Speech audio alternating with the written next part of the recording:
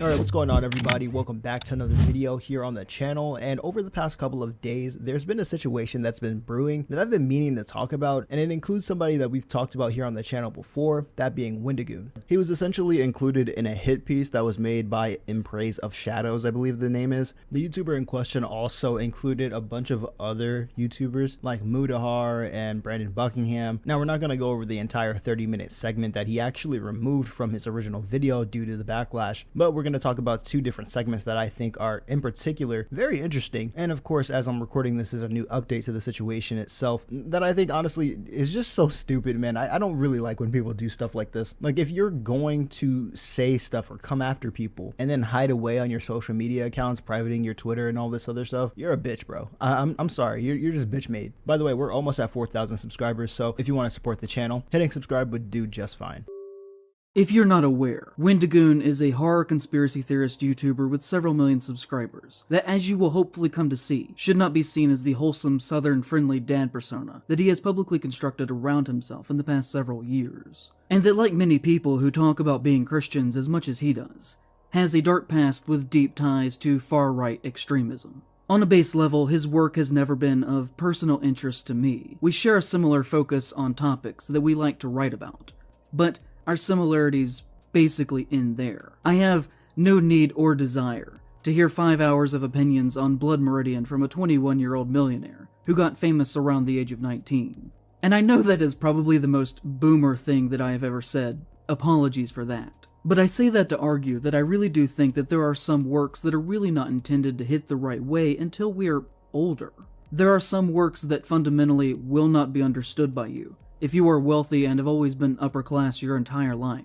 Okay, so right off the bat, why is bro low-key pocket watching? Like, I'm not gonna lie, man. If I was Windigoon, I would not be taking disrespect from some new light version of Noah Samson. And you know, I kind of get what he's saying. It's a little bit weird, but I get what he's saying. If I'm correct, I think his problem is that Windigoon doesn't have the kind of lived experiences that would give him, I guess, the credentials to make commentary on specific books that he's reviewing. Like, for example, if you don't come from a war-torn country, but you're reviewing a book that is about a war-torn country, then whatever you have to say about the book itself is kind of invalid other than you just reading the story. Which, you know, if that's the case, if that's the point that he's actually making, it really doesn't make much sense. I mean, not only is this guy making his points based on so many assumptions, one being the fact that he's never struggled in his life before just because he's had money growing up. Now, you don't really need to be a rocket scientist to know that struggle comes in many forms, not just financially. And even though somebody might be well off in one area of life, they might be just completely fucking destroyed on the next area. But touching back on that whole lived experience point that he was making earlier, I'm pretty sure it's no surprise, and you know, everybody knows this, Windigoon is an open Christian, and a good portion of the books that Windigoon even makes videos about either have Christian themes or elements in them, or are just straight up Christian literature. So I think trying to nail him on this one point based off of a book like Blood Meridian really doesn't make too much sense. And you know, if you ask me and a bunch of other people as well, bro's just kind of mad that Windigoon grew up with money and is still a millionaire, while he on the other hand is struggling to make money to fund his YouTube videos.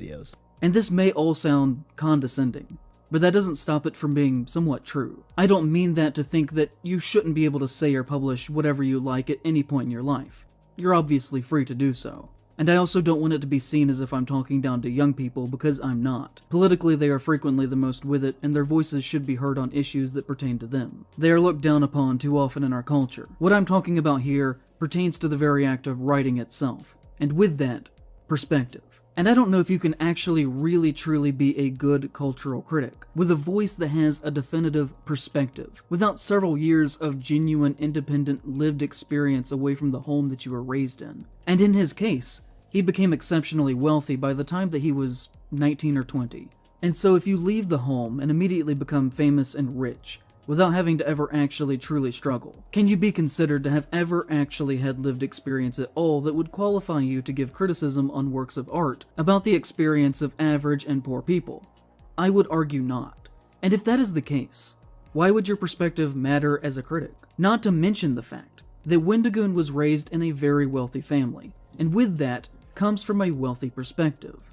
He himself has inadvertently admitted that his family at one point had millions of dollars, when he said once on stream, "Would you believe me that when my dad was young, he used to be in an organized crime gang and is now a Sunday school teacher? Very wild life that guy's lived." He was in an organized crime gang that my grandfather ran. A lot of bad things went down. They got investigated by the FBI. My grandpa went to jail. My dad had to testify and tried to take up the business. The business fell apart, and he ended up losing millions of dollars to the state. Lost everything, found God, became a Christian, and is now both the best man and the best Christian I've ever met. Like, bro, come on, man. Like, you're out here publicly pocket watching him and his family this time.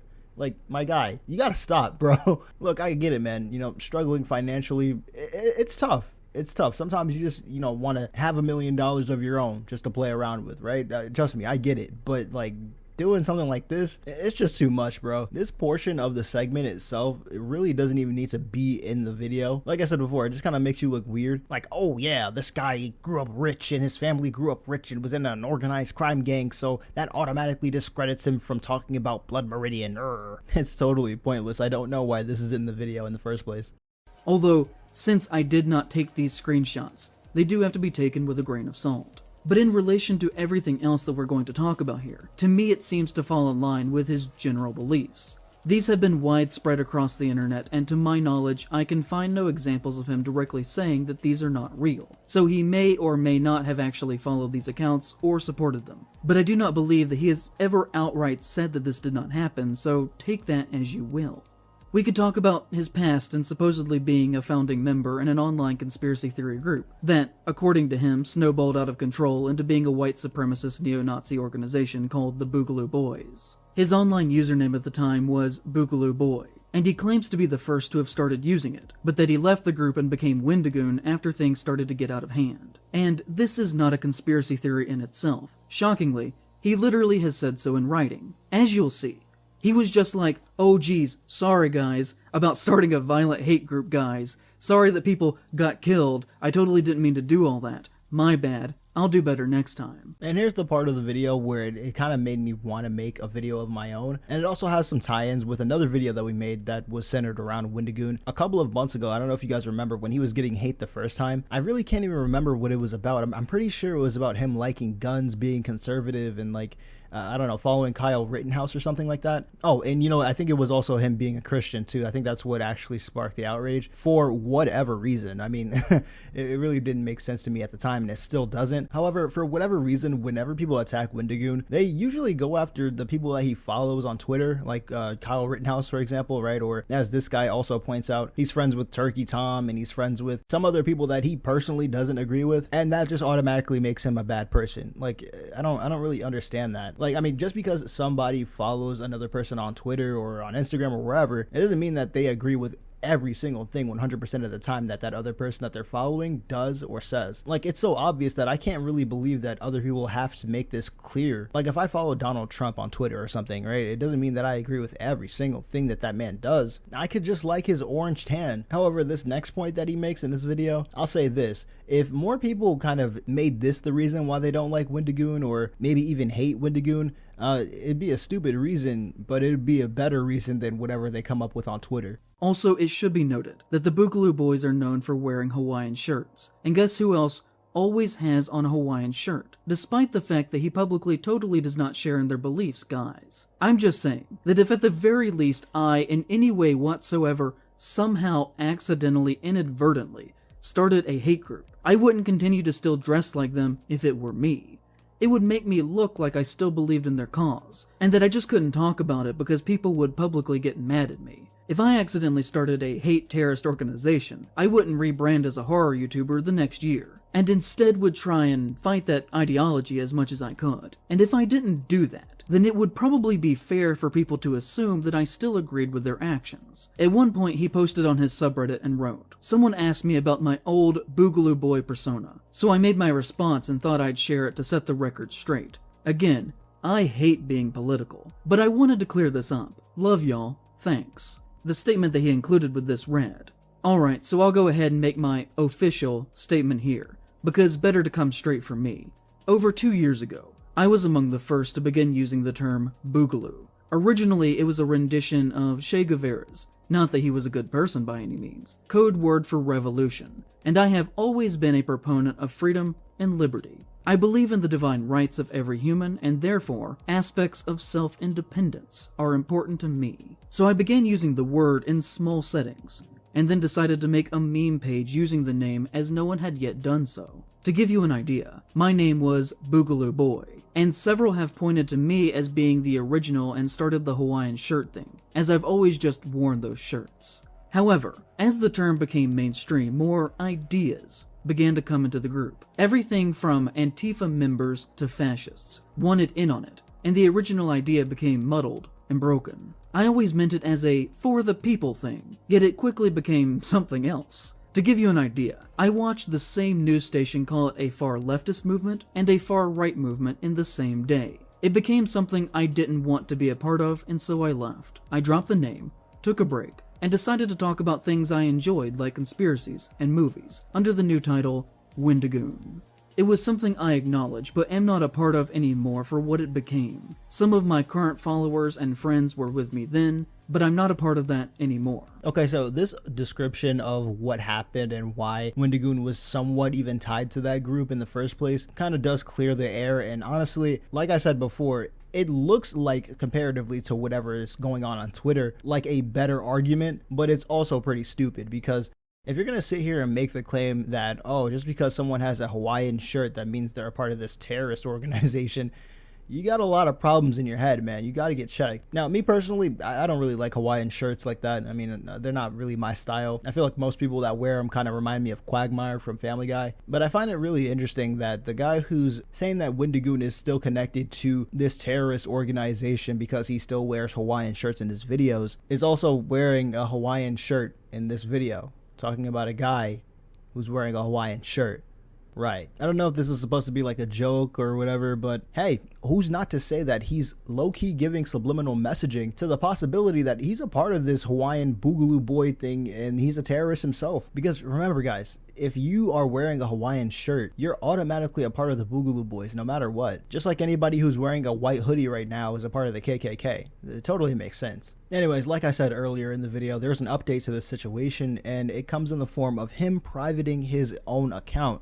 But this is after the fact he made an apology, of which you can't see anymore because only his followers can see that. Nice. Here's the apology. A thread about the last few days. Many people have said very fair criticisms on me and my work, that I did not appropriately portray people, and I would like to address that. To Brandon, I do need to apologize to you for a few things. First, you are right. It was wrong of me to use that picture. I included it to show that you and Windigoon had a closeness. There are other images I could have used to demonstrate that. And if you don't know what he's referencing, he's talking about a section of the video where he's talking about Brandon Buckingham, and he used a picture of him and his granddad after he had just had a brain injury. You using homophobic language to me though and calling me a low testosterone freak does not change my opinions about you. My base thoughts remain the same, even though I should have said them differently and not let it cloud my writing. And I guess this is supposedly the homophobic statement. You can judge for yourself on whether or not it is homophobic. I don't really think calling someone a low testosterone freak is homophobic in any way. To Mudahar, your thumbnail art was transphobic. I have nothing else to say to that. And this is the thumbnail art. If you didn't really know about this situation, it's been going on for like a couple of weeks. I didn't really cover it, but apparently a lot of people who are trans and or trans allies were mad at Mudahar for making this thumbnail and using art from another person who actually made the picture itself. And by the way, the person that makes the picture, he makes a lot of art like that. He even drew Mudahar like this too, so it really doesn't make a difference. Also, Keffels is just butt ugly. Like, this is how she actually looks. Anyways, he continues and says, I have always tried to do my best. I dropped the ball here in how I presented this. My heart was in the right place. I try to live my life with integrity. If you watch me for a long time, I hope you know this. I was overcome with anger because I think it's incredibly dangerous that Windigoon, the man in horror, is someone that you cannot criticize without being called an F-slur for days on end.